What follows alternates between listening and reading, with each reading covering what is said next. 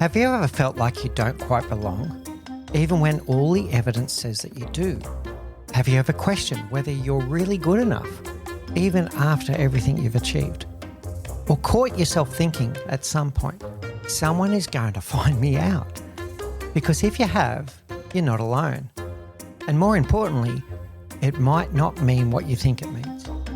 In today's episode, I sit down with Marc A. Pitman for a conversation about something that almost every leader experiences, but very few talk about openly.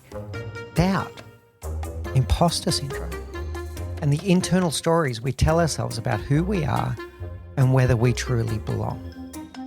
We explore how internal narratives shape our behaviour, how confirmation bias reinforces those stories, and how leaders can begin to rewrite the way they see themselves.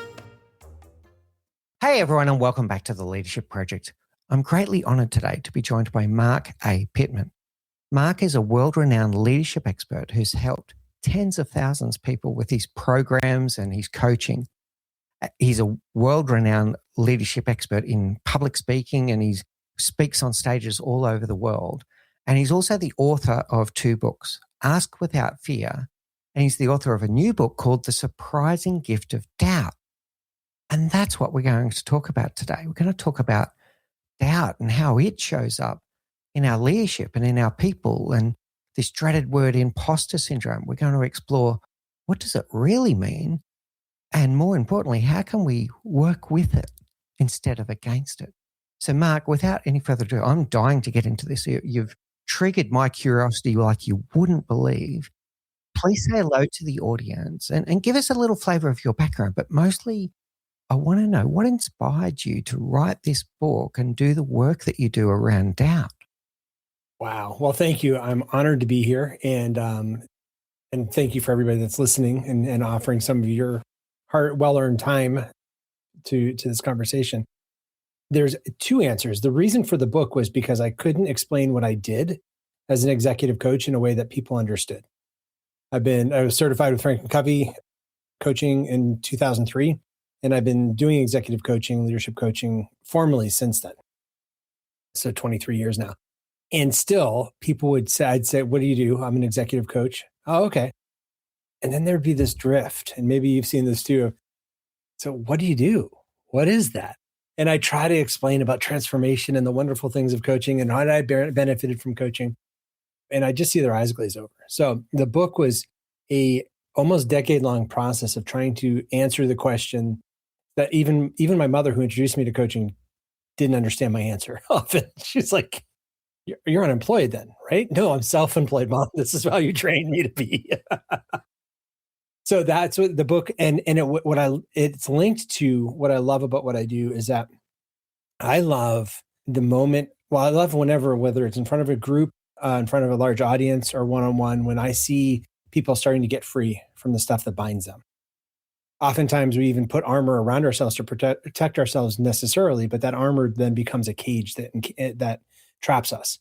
And many of the people that I get to work with feel stuck.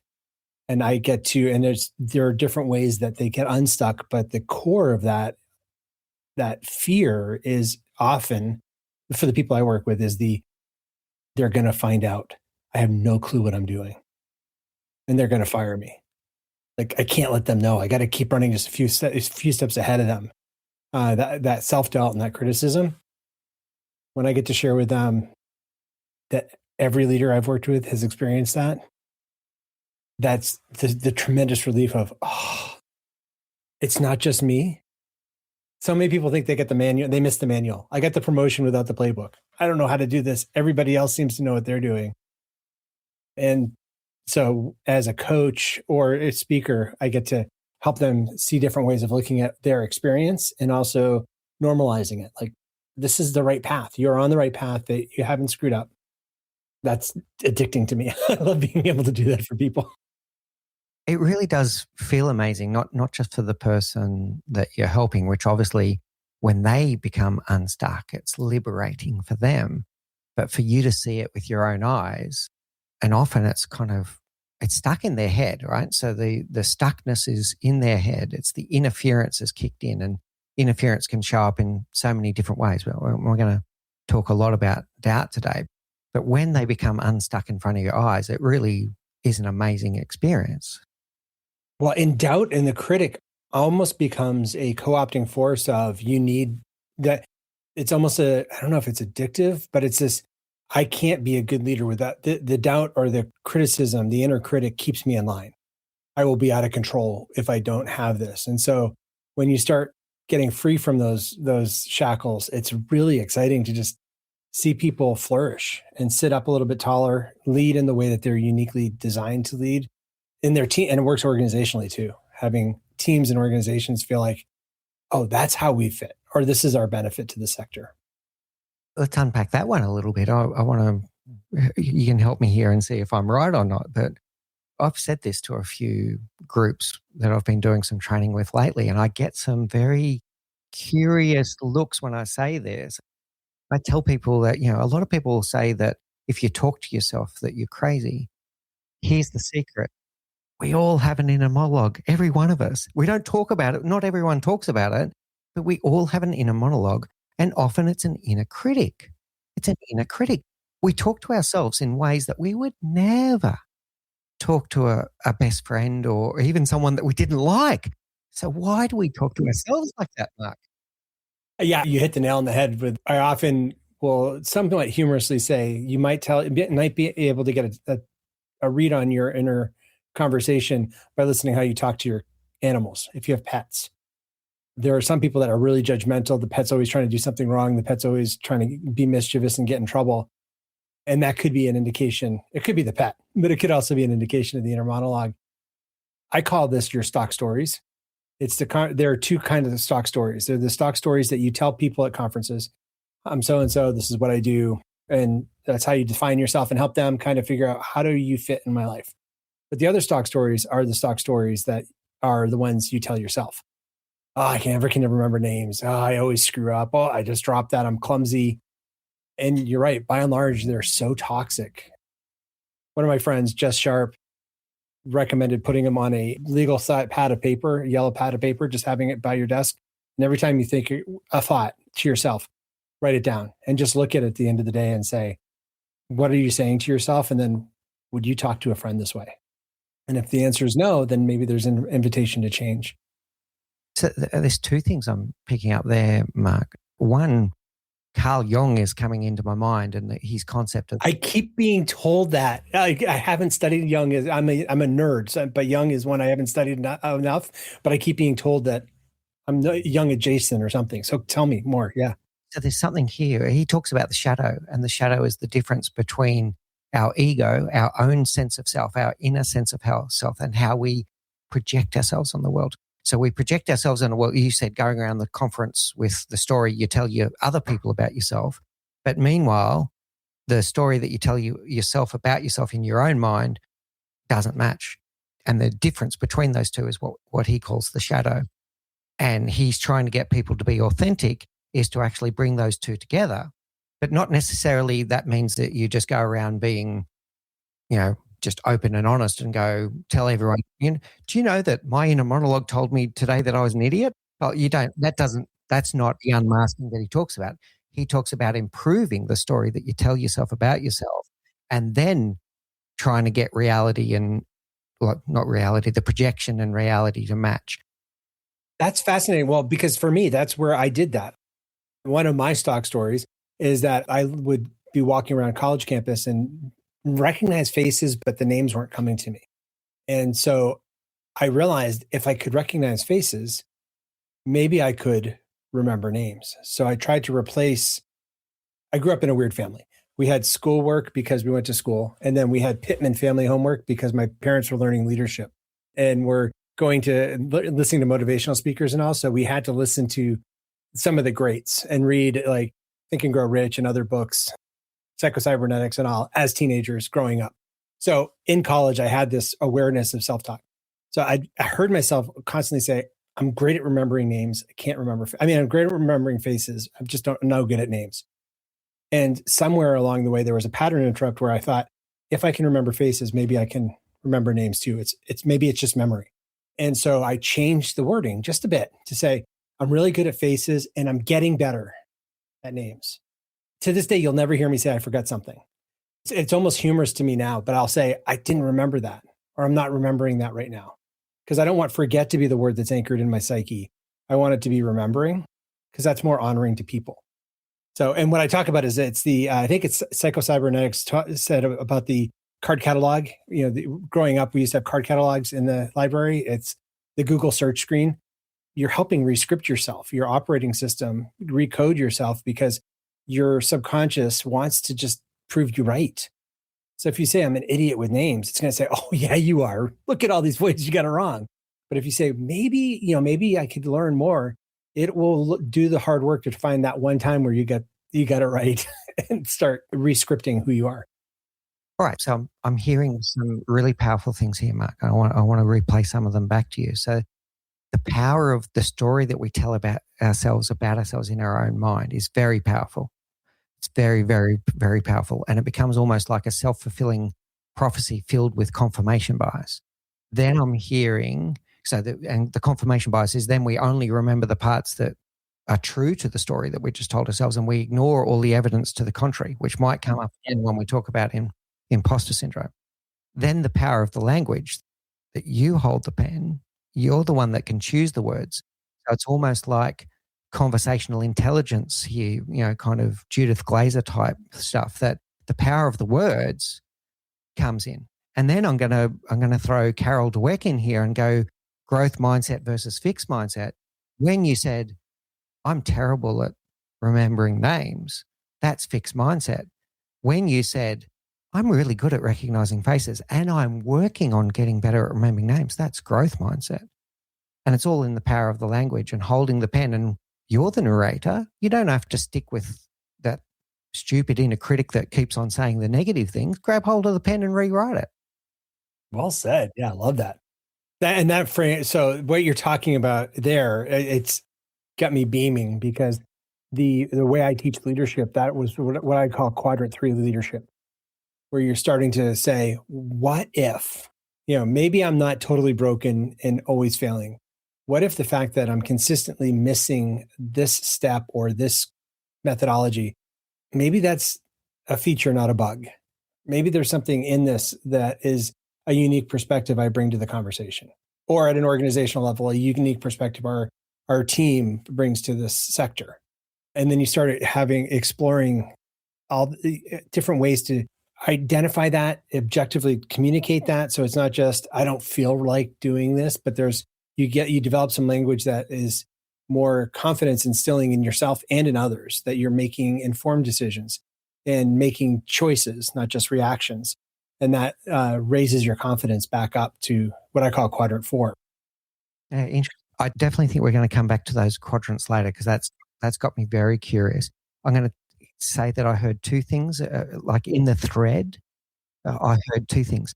One was when you started to rewrite the narrative about I'm terrible at names, the first thing I saw you do is you focused on what you can do instead of what you can't do. So the previous inner monologue was telling you what you can't do. Then you worked on, well, actually what I can do, I'm really good at recognizing faces. So you focused on what you can do instead of what you can't do. And then the what if came in. Okay, so if I can do that, then I should be able to repurpose that skill into this. So that's where the what if came from me. So, but it started with a positive, what can I do first? So what can I do with what I have from where I am? And how can I translate that skill into address the thing that I'm concerned about? I think that's accurate. And I think there's also a healthy dose of, I might be totally lying to myself.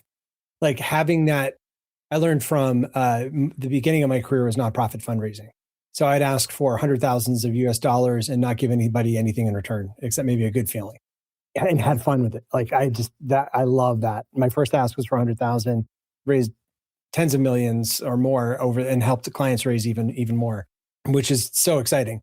But the part of it is a healthy, maybe not taking myself so seriously. Like the story I'm telling myself could be true, and maybe it's not. And so when it came to fundraising, and I think sales professionals may experience this too, the picking up the phone to make a call, there's all this negative stuff. It's probably the wrong time.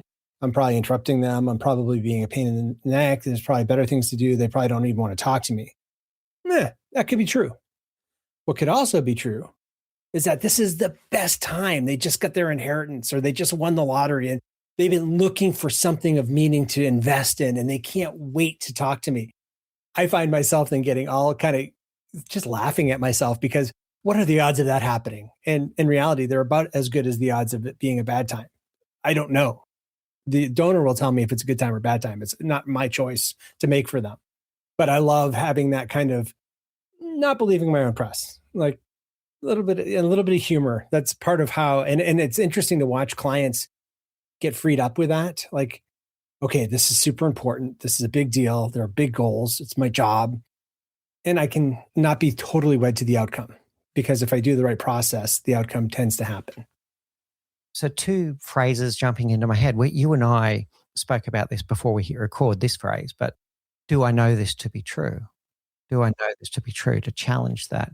And then I'm hearing the what if, what's another possible explanation or another possible scenario?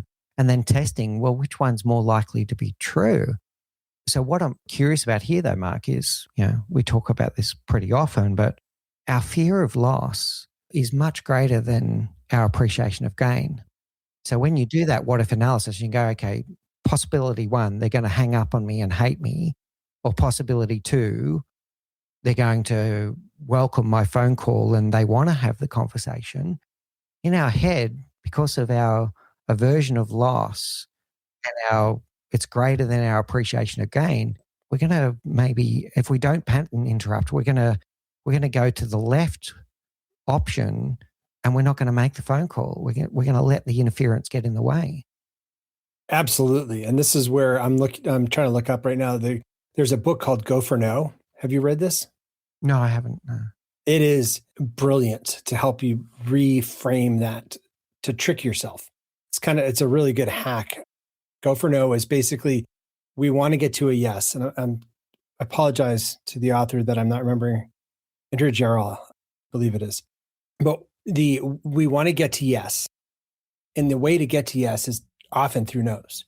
But that fear of loss, like many of us would rather have a big prospect list than get through to our big list of suspects or possibilities than actually find out, make the calls and do the contacts and have people fall off the list so that we're actually talking to people who are interested.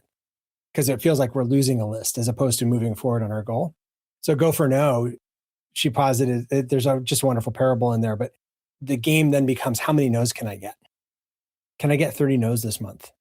And what gets, for me, being competitive and playful, it messed me up because I started first of all, it got me over a little bit more over that hump of, well, it's a win. I'm winning if I get a no. So I think that was part of the rescripting, but then it messed me up because when people would be interested and maybe say yes, I know exactly. It's like the yes is what's going to fill my bank account, but playing a no game right now, I got to make another call, darn it.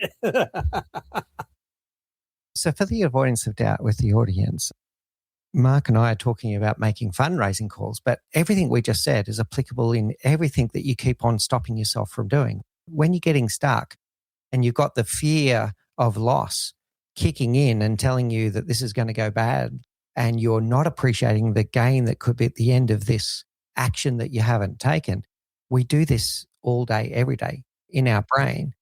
And, it's, do I know this to be true? All these kind of things. So like this negative story that I've told myself of how badly this is going to come, ask yourself questions like, what's the worst that could happen? And what's the probability of that worst thing to happen? And then what's the best thing that could happen? And what's the probability that would happen?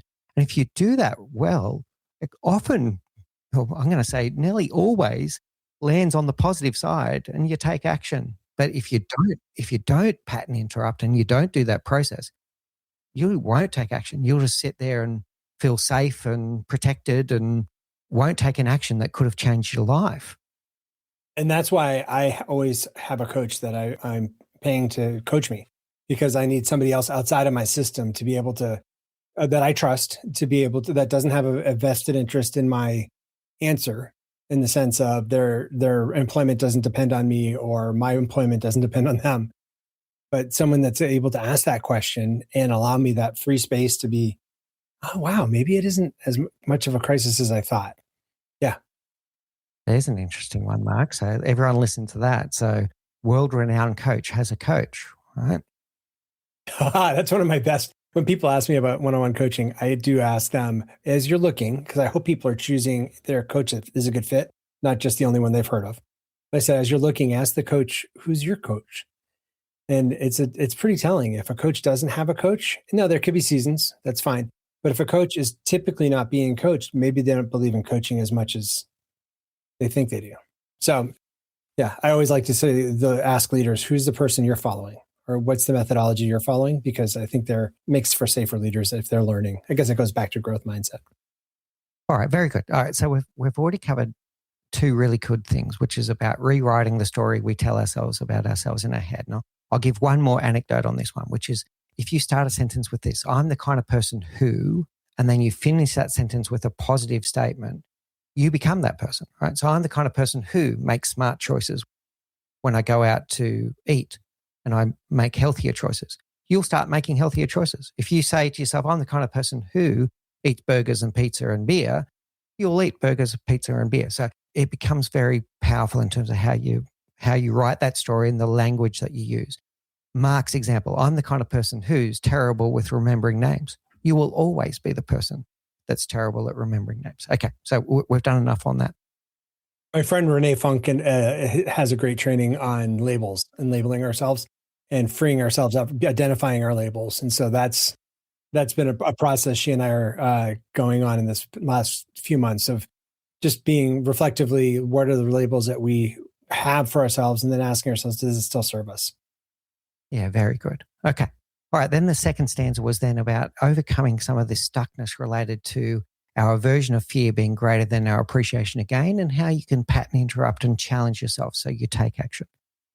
What I want to come back to, Mark, is something you said at the very beginning, which is the realization that not everyone has got it all sorted out. They, on the surface, they look like, oh, wow, look at that Mark guy. He's got his whole world sorted out. And then this realization that we're all making it up as we go along. We're all a work in progress. Tell us more about this. I call this the leader's journey. This is where the 4 quadrants come in. The first part of leadership is basic. Quadrant 1 is where you're copying the other person. You've observed another leader and you try to implement what you've seen them do. And you're at your highest. So imagine 4 axes. There's the confidence axis that's vertical, and there's the inputs axis that's horizontal. If you're driving while listening to this, please don't try to draw that out, but trust us, you can find it online. So confidence, vertical, inputs, horizontal. And we typically stay on we're the highest confidence in the first stage because either we have known we're a leader or we have at least confidence in the person who says, why don't you take control of this project? Why don't you lead this project? So it's either borrowed confidence or inner confidence. And we're looking externally to everybody else. Like, how does a person lead? I need to copy the teachers, the bosses, the managers. I need to copy somebody. Not a bad stance, but that's where we tend to start. We pretty quickly go down in confidence into quadrant 2, where I call it the experiment quadrant, because it doesn't work the way it seems to for them. You know, an introvert following an extrovert boss gets tired by having to be out and smiley, and people feel like it's forced, and it's different. And so quickly we figure out what's lacking in me. How do I fix it? And so we get conferences, we go to listen to podcasts, we read books, we do certifications and classes and degrees and time management tools and all, which is all good as well, because you're learning how you learn. But you're still motivated by the question of what's lacking? What am I missing? What hopefully nobody will find out. I don't know what's going on. It's the Wizard of Oz. Don't look at the man behind the curtain, because doesn't want to be found out.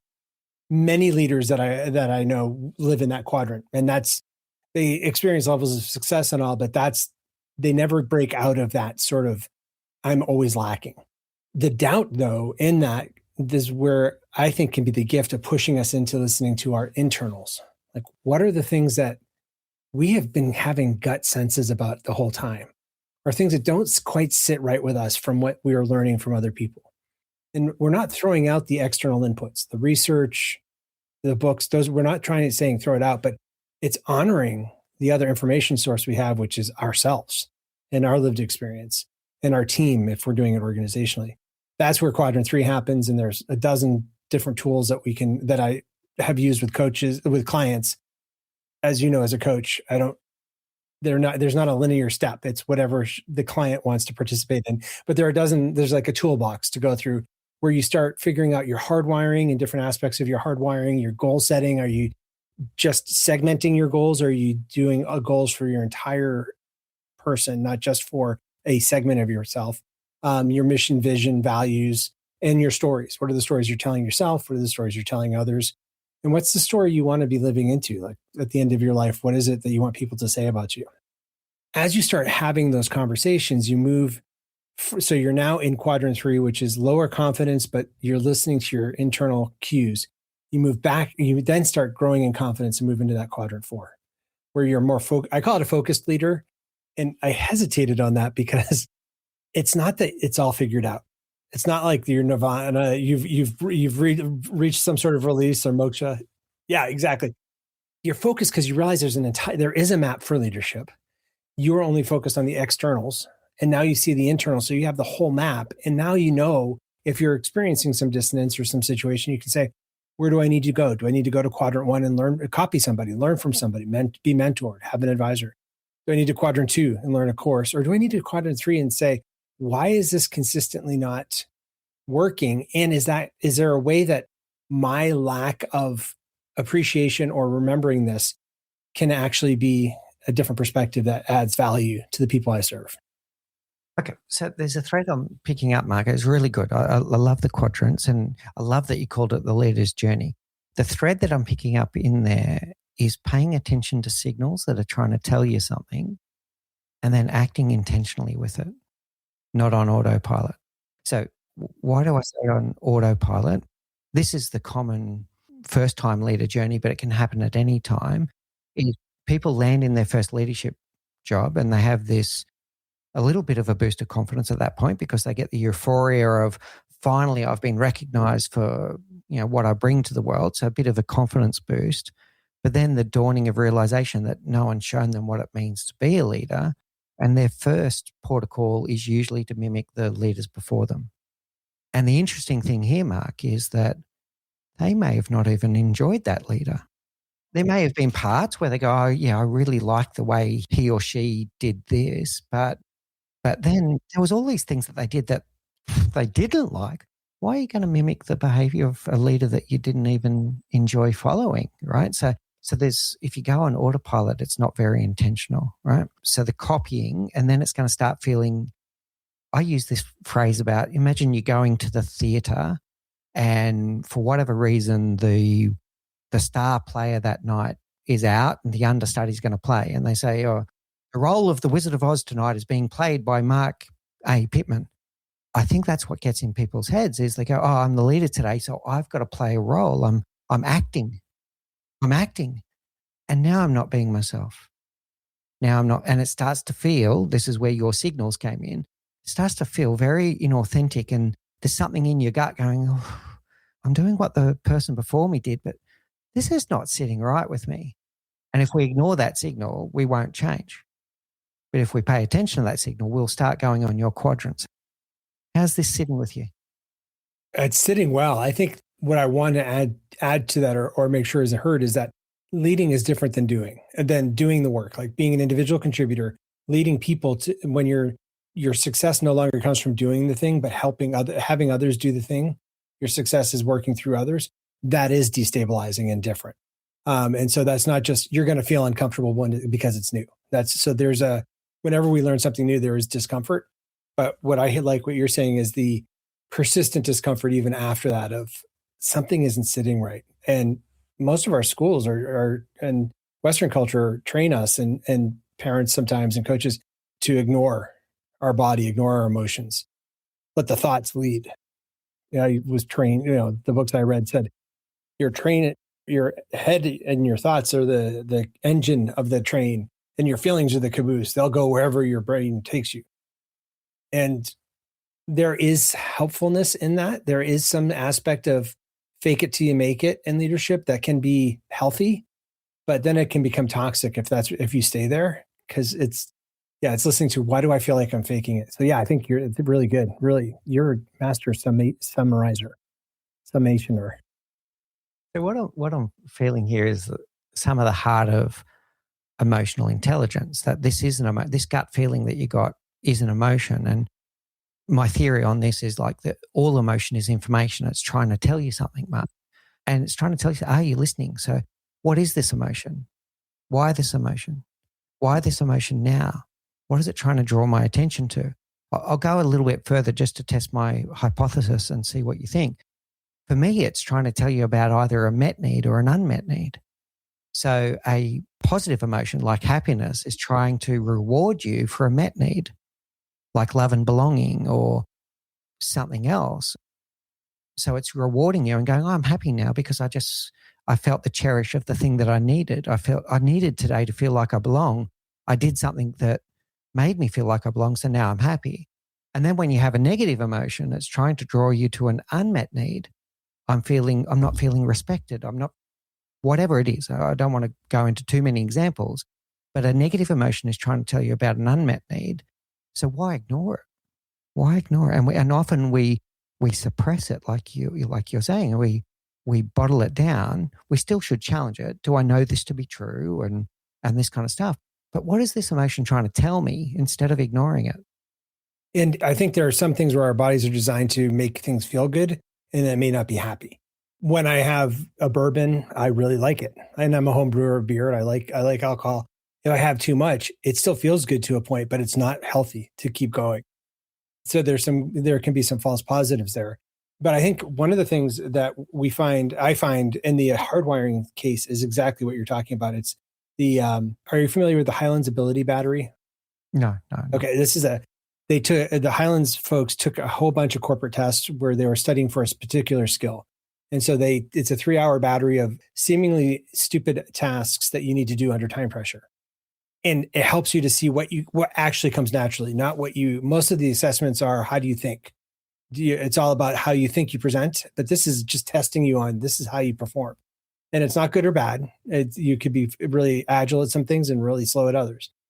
And what I love about that is it shows you, oh, maybe that's why I'm stressed. For me, it was like paperwork was one of the things that came out as just, I need to allot more time for it because my words were high, but my typing was slow and my idea productivity was high. So I kept getting in my way of actually doing the paperwork, whatever for the test. But so some of the times that disconnect can be, it's outside of my skill set, or I just need to add extra reserves.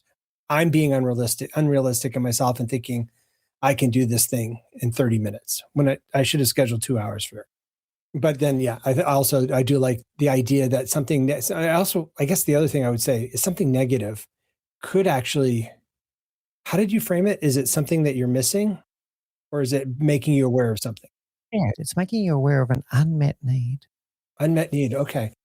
I would wonder how would you respond to, is it an unmet need in yourself or you might be identifying an unmet need in someone else? For me, it's an unmet need in myself, but I still need to challenge it to make sure that we're starting to get into a diagnosis of Mick Spiers here, but that's fine. But the unmet need in myself, but I need to make sure that I've diagnosed it correctly because similar to what you were saying before, and Seligman talks about the difference between joy and pleasure is usually that short-lived thing like the bourbon that your example. The problem is it's pleasure's got an increasingly shorter half-life, and this is where addiction comes in, where all of a sudden I don't drink one bourbon, I need 3 bourbons to feel as good and I need it more often and things like this. So that's pleasure, whereas joy is more the long-lasting happiness of, oh, that brought me joy today. They're helping other people. The coach ease, eyes lighting up when they get unstuck. That brings you joy. That's different, right? So Gallup StrengthsFinder has been really helpful for me with that. I don't know. Have you done that assessment? Yes. Okay. Yes. So learning is one for me. There's responsibility maximizer and a bunch of others, but learning, there are some days I'd be really drained at the end of the day. And after a coach led me through this process and I learned that learning is one of my things, now I can just go to YouTube and find out more about my iPhone or my CRM. It can be just a 2-minute video, but all of a sudden there's a deposit made in that part of who I am. And I feel like, okay, I've done something today. Even though I've done all the right things, yeah, I can leave on a met need. That's a met need. Yeah, right. that's interesting. Yeah, very good. All right. So we're processing this information that's coming to us, including the doubt, and we're making sure that we're not ignoring it. So let's come back to the doubt. Your whole book, The Surprising Gift of Doubt. So when a leader is moving between, let's say, quadrant 2 and quadrant 3, and that doubt creeps in, what's the first step? What do I do? Like if that doubt has me stuck, or if that doubt has me second guessing myself, how do I process that, Mark? My friend Denise Jacobs says that the only people to not get imposter syndromes are imposters. Okay. So if you're feeling imposter syndrome, that means you're not an imposter. Like the imposters are the only ones that don't feel it. So I think I love that. Yeah, she's a brilliant keynote speaker. So when you feel that imposter syndrome or that I'm making it up, I think it's giving yourself permission for that to be okay. And like you said about the mask, you can't, especially in a leadership position of any level, you can't just be spilling your guts here. This is where vulnerability is good, but strategic vulnerability. I had a leader who said to me, I'm told to be vulnerable and I'm supposed to be a vulnerable leader, but there are 100 people that are depending on their paychecks from my leadership. I can't just be sharing all the unknowns that I see in front of me and being vulnerable about all the confusion or doubt I have, because they need to know that I need them to feel confident in their getting a paycheck again and continuing to show up to do the work. So, and she was right. So, but I think it's that being aware of you're not necessarily broken. We might need therapy. We might need some other form of help. There may be something that needs to be fixed, but what I find is that possibility that I might not be broken, that I might be the right person, exactly the right person that this position needs, is the start. And that's where then there's all sorts of different ways. It could be looking back at assessments. I mentioned a few. It could also be looking at I found a values inventory to be very helpful for people to just go through and just seeing what are the things that I say I value and what are the things my organization seems to value, and seeing if there's a disconnect. I did this on one training and everybody took time to do it and then came back. And I said, what are your reflections? And one person said, well, my values are clear. I came up with them very quickly. And I don't know at all what my organization stands for. And I'm wondering if this was why I'm trying to get out, because I don't know what my purpose of my life is if I'm investing the better part of my day to an organization I can't get behind. So it's choosing. So I would say choose one of 3 areas to look at. Are you interested in your own story, how you fit, like what you think you're on the planet for? Are you interested in how you operate on the planet, like your hardwiring? Or are you looking at your goals and the plan I have for that, I call magnet goals. And the first step is to list 100 things you want to do in the next year. Ideas, dreams, visions, fantasies. What happens with 100 is that it forces you to be creative, and it forces you to let off the shoulds and the I oughtas. And it makes you, it kind of gets you into the space of Pitman said to do 100. So darn it, I'm going to throw this on here too. This is totally crazy. One of my friends did that a few years ago, and he only got up to 10. And he thought, Mark is just over the top. 100 is way too much. 3 years later, he emailed me and said, thank you. I was already doing fanciful, I'm just going to do this because to show Mark it doesn't work stuff on the 10. And he said, I'm living 7 of those 10 now. Because I'm sure from the talk that you've done, something just about getting something on paper or in front of us, there's a part of us that starts being oriented to that. And I think it's Maxwell Maltz that says we're goal-seeking individuals. We're like a heat-seeking missile, we're goal-seeking. And as we start clarifying our goals, we get to move toward that direction. So looking at your story, looking at your hardwiring, or looking at your goals could be really good. The easiest on-ramps to quadrant 3 I found in Western society is assessments, because it feels like a test and a report that we're used to that kind of interaction. In values inventories, because it's a light lift. There are a million online, and you can just start putting some names to the things that are totally directing your choices on a daily basis, and you're very usually unaware of. Like an iceberg. You only see you're the iceberg, and you forget about all the values that are underneath influencing that. Really interesting, Mark. I'm taking something very deep from this. I want to share it back to you and see whether I'm getting it right, first of all, but see how it lands with you. So one of the things was about the hardwiring, and this sounds like another intentional action of paying attention of what really matters to me, That's going to come up again. Then I heard the mismatch of, if I wake up one morning and I ask myself, why am I doing this? Or I'm working at a company that doesn't seem to have the same values as me.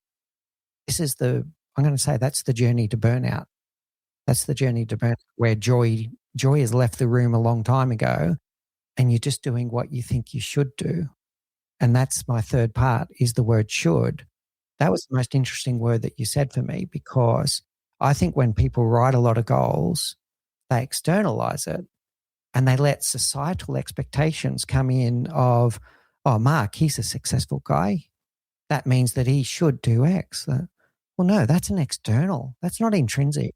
That's an extrinsically driven societal expectation. Now you're trying to meet a standard that wasn't even yours. Yeah, it's like putting on somebody else's clothes.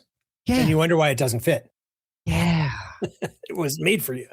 So in these, and by the way, for those watching on the video, Mark has got a number plate behind him that says Goal Guy. So I'm not surprised at all that we got to this topic. But if you're writing goals that said, by 40, I should be a VP, that's not your goal. That's some kind of societal expectation that you just put upon yourself. Nice. This works with values too. Brent Mansour, in his book, Black Sheep Values, great book on values. He talks about core values versus aspirational values. So oftentimes, because of faith, family, tradition, community, we put values on our initial list that aren't ours really. We think we should have this as a value. So he said one way to separate the two is to write your values. And if you can look back and put a story to each value, this is when I lived out integrity, and this is when I lived out honesty, and this is when I lived out adventuresome, then those are more likely core values. If there are other ones where you really don't have a good story of a specific time when you lived that out, then maybe it's aspirational and maybe it's not bad to have, but don't center on that. Because he talks about you want to every day feed your flock, your 5 values. For 3 to 5 core values, you want to make sure are being fed on a daily and weekly basis. All right, I've got to say that we're coming a bit full circle here, because now what we're doing when we be true to ourselves in this way, we're removing that shadow and we're removing that mask, and our ego and our projected identity start matching. That is okay. For me, I didn't not know that in Jungian terms, but that's where beauty comes, because you start seeing people actually show up in ways that don't feel leadership is still hard and heavy, and there's still obligations and all, but it's a different lightness. There's a different solidity, because it's almost like you have an inner gyroscope. No matter what is thrown at you, you're able to still keep your center in the midst of the chaos, because you're not there. I guess because that disconnect is less and less, and you're more, I call it integrated. You're more, the model of quadrant 3 is the integration model, because as you start doing things more and more intentionally, you become, all the gears start meshing together, and you're feeling like, okay, I'm getting some traction here. I understand why I do what I do, and I understand where my blind spots are, but I also understand where my strengths are and where I can press into them. Okay. All right. Now, we've done some work now on self-doubt as a leader, and I want to summarize a few basic things, because we got a bit deep there, but people need to know how to start. How it starts is to stop ignoring those signals. Pay attention. What is that signal trying to tell you? And then take action around it. Don't just go on autopilot the whole time and copying what you think you should do. I'm going to keep on using that word should. I love it. You should. Yeah, I love saying don't should on people. Oh, okay, that's a great quote. All right, so stop shooting on people and start paying attention to the signals, and start being more true to your own intrinsic values, not what you think you should do. And then you can start taking action around these doubts. The other one I don't want you to miss of what Mark said is that everyone has them. Even the most confident person you've ever met in their life, they have doubts too. So you're not alone. You're not alone. You're not alone. I had a college professor that was invited us to consider that which is most personal is that which is most common. And an illustrated way of saying that was, he said, well, if you walk into a room and you're so personally, like, you don't know how you belong, you really don't know anybody there, you don't feel like you fit, you don't know what's expected of you, it is likely that that's exactly what most other people are feeling as well. So that could be the indication, the wisdom for you to know, oh, that's the need I need to fill. So I will go and introduce myself to people, and I will start doing, meeting that need in other people. You're laughing. I got to know. I can't help but go on to a bit of a tangent here, but it's going to be worth it. It's going to be I hope it's going to be worth it for you. So yeah, we're all feeling like this. Now I'm going to extrapolate on this one. And it's another one that gets people stuck, by the way. And it's the fear of judgment. I've got this theory, Mark, that we're all walking around fearing judgment from others. So we're walking around, and let's say it's you and I meeting for the first time, and I'll use a silly example and go, oh, I didn't polish my shoes this morning. And I go, oh, Mark's gonna judge me because my shoes are dirty. The probability that you walk up and actually instantly judge me like that is so minuscule.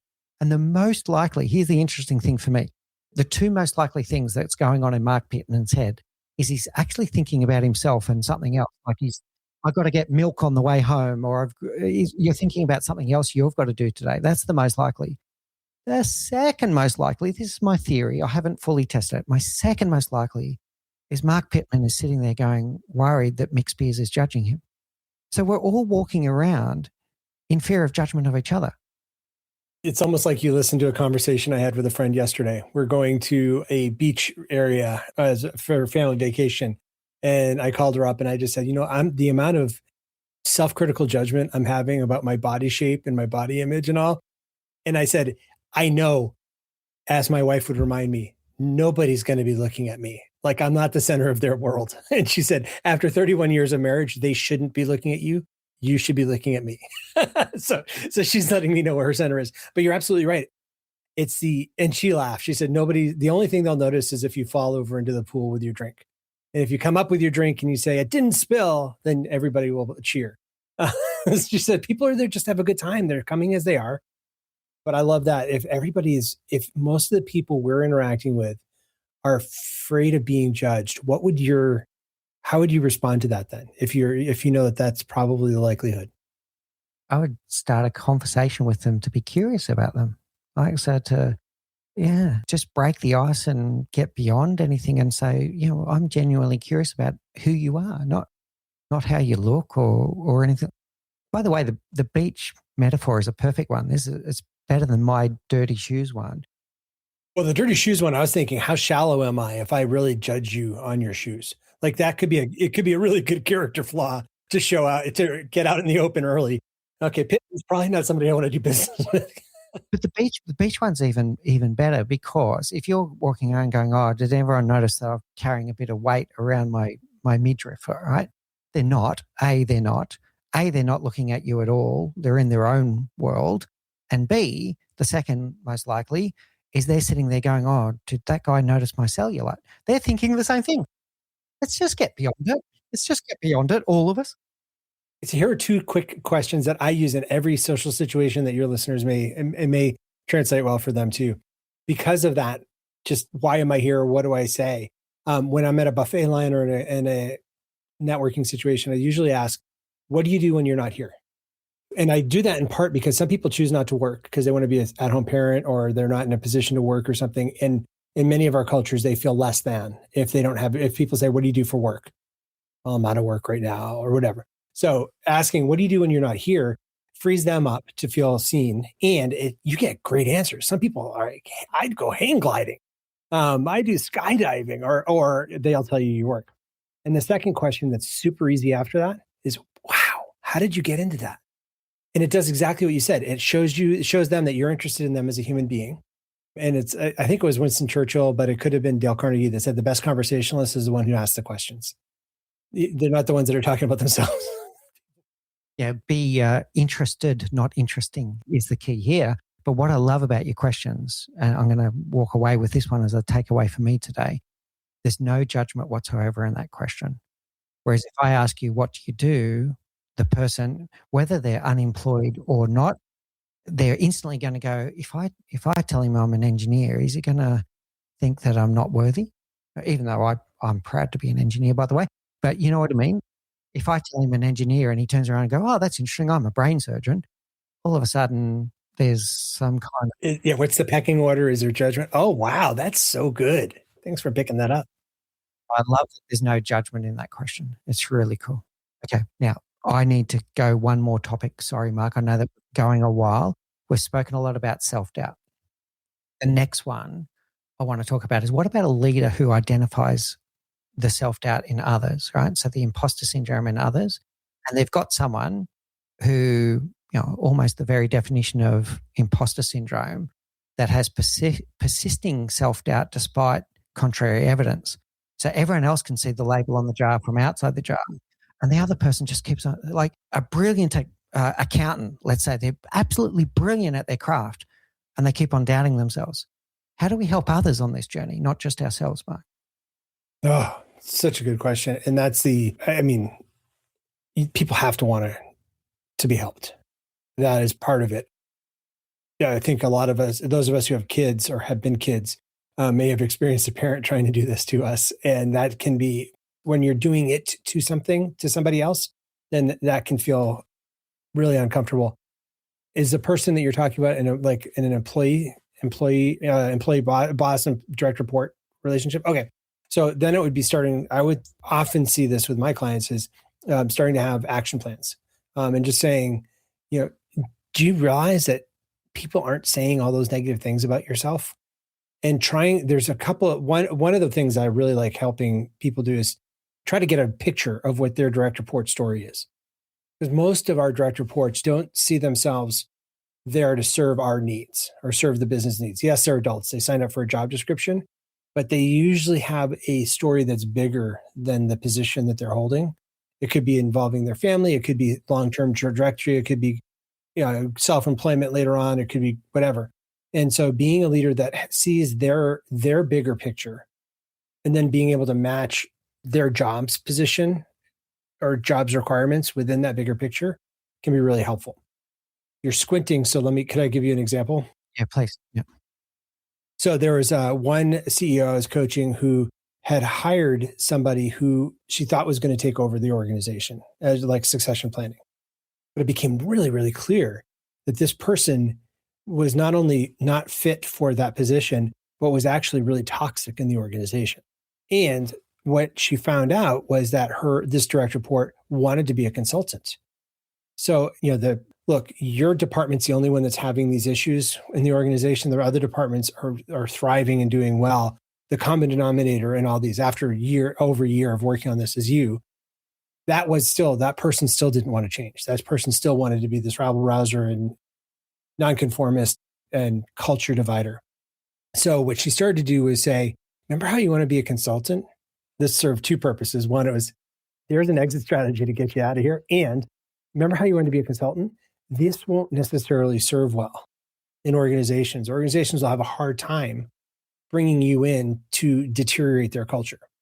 Or what kind of organizations are you going to look for to help? So she was able to try to get her direct report's vision away from what she thought she was doing to protect her team and more to a bigger picture, and then recalibrate some of her work. And she did become a little bit better of a team player before she did end up exiting the organization, because it really wasn't, it didn't line up with what she had been hired to do. So what did you hear from that? Because that was a sad story. I heard two forks. I'm going to start with the positive fork, and I hope I took it away. And I was squinting because I was trying to unpack what you were saying. The first fork, what I was hearing is making sure in the story that we tell ourselves about the group now, not just the individual stories we say in our head, to show the person the value that they bring and the purpose that they bring, that without them, we wouldn't be having this impact, that they matter. Showing them that they matter, but more specifically, and I'm going to use that word again in a moment, specifically how they matter, not you're great at your job or all this kind of stuff. It's when you did X, it enables us to do Y, and it helps us with the mission of why this team exists in the first place. And the more specific we are is when they're going to believe it, Mark. So let me double down on that, and then I'll come to the other fork in a moment. When someone has this persisting self-doubt, let's say that they've just done a presentation and they come off the stage, and in their mind, they didn't do a very good job. Look, whether they did or not, the story they're telling themselves is they didn't do a good job. Well, and part of it is I think the adrenaline is now leaving the body. And so that brings in that feeling of that we associate with, oh, I didn't do well. You're just tired. Your body has just put out a lot. So yeah, okay. So they're in that state. And then you say to them, oh, great presentation, well done. They don't believe you. They don't believe you. You have to say that. Yeah, yeah. You don't mean it. You have to say that. Yeah, you're just telling me that's what you want. That's what you think I want to hear or whatever, right? Whereas if I say to the person, I loved it at the start of the presentation when you used that story about blah, blah, blah, blah, blah, and the impact was blah, blah, blah, blah, blah. They can't not believe it. On that, have you heard of the Studer Group? No. When I was running a hospital foundation, they were in healthcare. I don't know if they're still in existence now, but one of the things we had to do as managers in this healthcare organization was write two thank you notes a week that were super specific like that. It wasn't just, I love that you do, but it was, hey, when you interacted with that patient, it was amazing to see how you also brought in their family. Thanks so much for doing that. We're proud to be here. 2-3 lines, but very specific. Then we were supposed to send the card to HR so it could be photocopied and put in their employee file.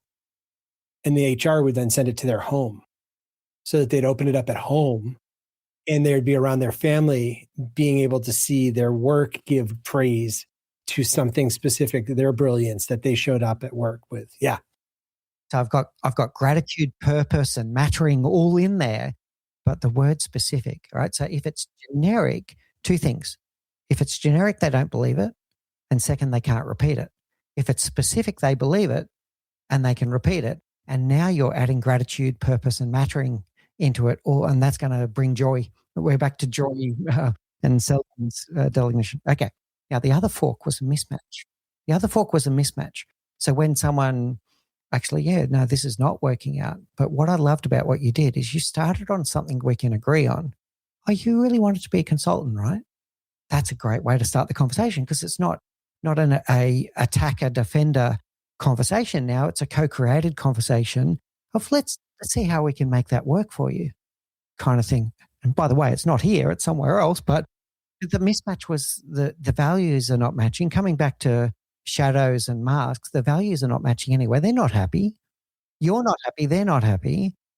But let's start with something that would make them happy. That's what I took with the second fork.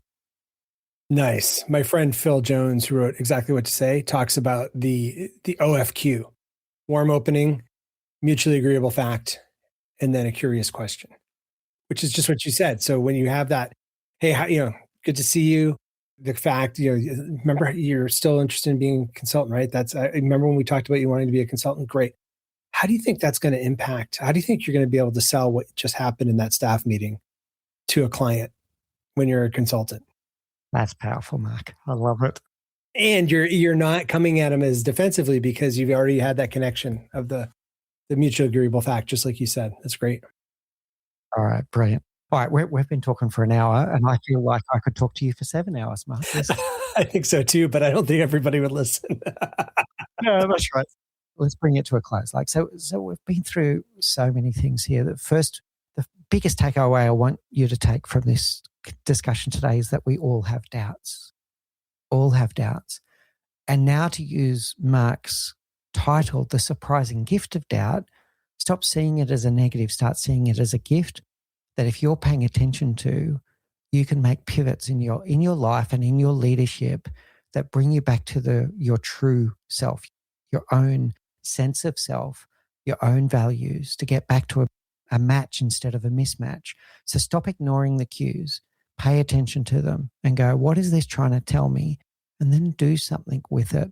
And that's when you can start heading up the quadrants, quadrant 3 and then quadrant 4, to be that focused leader that is true to yourself and is authentic. And that's the type of leader that others want to follow, by the way, the one that is authentic with the strategic vulnerability that Mark is talking about. I want to underline that what you're saying there too, is that question is a curiosity question, which isn't necessarily an action question. I think the first start is just that pause. Roland May talks about the space between stimulus and response that allows us to respond instead of react. And that curiosity is substantive and real. And it's okay if you don't have an immediate answer. If you're just wondering, what if it's not this? What if it's this? That is a creative and very good space to be growing into.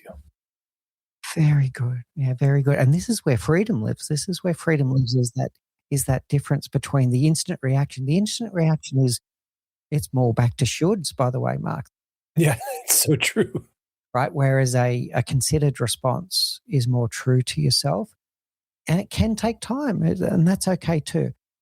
But pay attention and work out, what is it trying to tell you? Ask yourself questions. Do I know this to be true? The what if, or what if this is true? What if this is true? Right. So all of those what if questions are really powerful. Then we spoke about the inner story that we tell ourselves and how powerful it is. And and the language that you use, the way that you talk to yourself, your inner critic, shut that inner critic up, or reframe it. Really, you can't shut it up, but reframe it into language of what can you do instead of what can't you do, and not what you're good at and not good at, but what are you working on? The growth mindset, all of these things, and this is how we can work on ourselves, and then how we work with others. How we work with others to help them. Everyone has it, so let's help others with their doubt through specific feedback of the impact and the purpose and the gratitude and purpose that Mark was talking about with the thank you notes, but specific thank you notes. And if someone isn't a match and they're not feeling good, you're not feeling good, help them find out who they truly are and help them on a journey towards authenticity. And they'll be happier and you'll be happier. So there's so many takeaways. I feel like I could summarize for 45 minutes as well, Mark, but this has been absolutely wonderful. I'll leave the floor to you for the last statement before we go to our last 4 questions. How does someone start? Like, so if someone's listened to all of this, what is the baby step that they can do to lean into everything that we've just said? What's coming to mind right now, and I hope this is okay, is going to conquerleadershipgroup.com/style and taking a 2-minute leadership style preference quiz. It's based on university level research of leadership styles. And the 5 questions have been spookily accurate, according to some people. It shows what your default style is. And it also helps you unlock, there are other ways to do this. Then you'll also see that there's a link to the Leader's Journey, which has a tip sheet to help people be the best they can in each quadrant.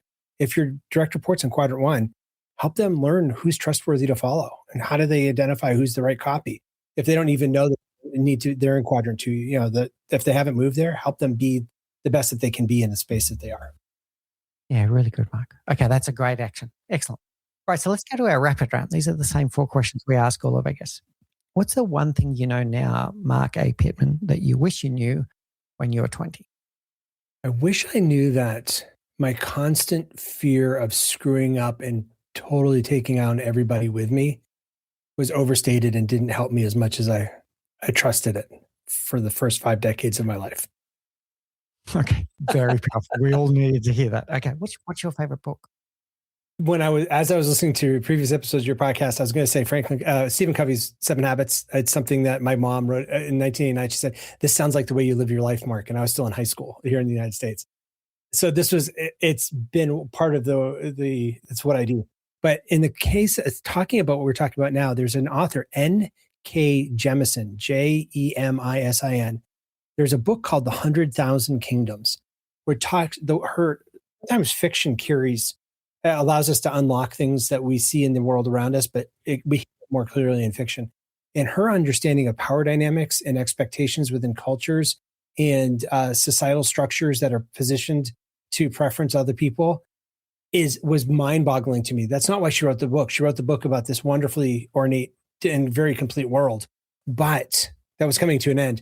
But there are all these different dynamics and leadership structures and peer influencers and stuff that was really remarkable for me to learn from. So N.K. Jemisin, she's written a lot of books, but The 100,000 Kingdoms is the one I would recommend. All right, nice. All right, thank you. Well, what's your favorite quote? My favorite quote is I already mentioned Rollo May, so I won't have to quote him, but I'm going to say for this, it's Warren Bennis, and this has been quoted a lot. So, but it's becoming a leader is synonymous with becoming yourself. It's precisely that simple, and it's also that difficult. Oh, wow. Okay. Isn't that nice with what we've talked about today? That's it. Well, the permission that gives too of because sometimes we feel like if I'm becoming more of myself, I'm not doing the job I was hired to do, or the task in running this company that I was supposed to be doing. Somehow we feel guilty that we're growing ourselves or taking space to learn and grow, but we're actually serving those. It's putting on your oxygen mask first. It's being able to be a better leader and creating a healthier environment for the people that follow you as well. Yeah, that's golden. I really like it, Mark. Now, I learned something very interesting in today's conversation, that either 100% of us have either got imposter syndrome or we're an imposter. So all of us need your help, Mark. How do people find you? I try to make it ridiculously easy to find me by if you Google Marc with a C, Pitman, P as in Peter, ITMAN. LinkedIn is where I'm the most active, but concordleadershipgroup.com is where my leadership writings are. That leadership preference quiz, the leader's journey, all reside there, and blogged for years of blogs. I try values assessments, all sorts of tools that can help people continue their own journey. Yeah, brilliant, Mark.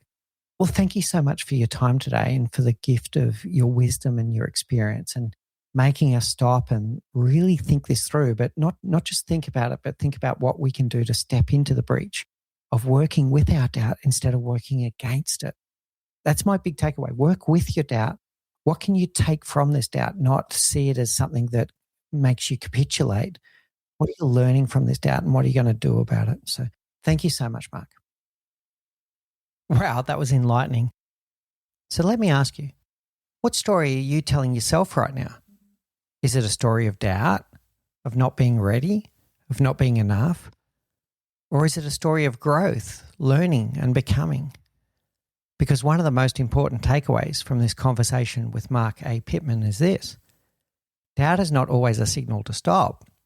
Sometimes it's a signal to pay attention, to get curious, to ask better questions, to understand what's really going on beneath the surface. Because the leaders who grow the most are not the ones who eliminate doubt. They're the ones who learn how to work with it. So here's something to reflect on. Where is doubt showing up for you right now? And instead of pushing it away, what might it be trying to tell you? Is it fear? Is it growth? Is it a signal to prepare, to adapt, or to step forward? Because your story matters. And the way you interpret the story shapes the leader you become. In the next episode, we take a step back and connect all of the conversations that we've had with our guests this month together. The weight of leadership, the culture we create, the meaning we're searching for, and the stories we tell ourselves about ourselves in our own mind. And we'll explore what it all means for how we lead moving forward. So until then, stay curious, stay grounded, and as always, lead better. You've been listening to The Leadership Project. If today sparked an insight, don't keep it to yourself. Share it with one other person who would benefit from listening to the show. A huge thank you to Gerald Calabo for his tireless work editing every episode, and to my amazing wife, Say, who does all the heavy lifting in the background to make this show possible. None of this happens without them. Around here, we believe leadership is a practice, not a position. That people should feel seen, heard, valued, and that they matter. And that the best leaders trade ego for empathy, certainty for curiosity, and control for trust. If that resonates with you, please subscribe on YouTube and on your favourite podcast app. And if you want more, follow me on LinkedIn and explore our archives for conversations that move you from knowing to doing. Until next time, lead with curiosity, courage, and care.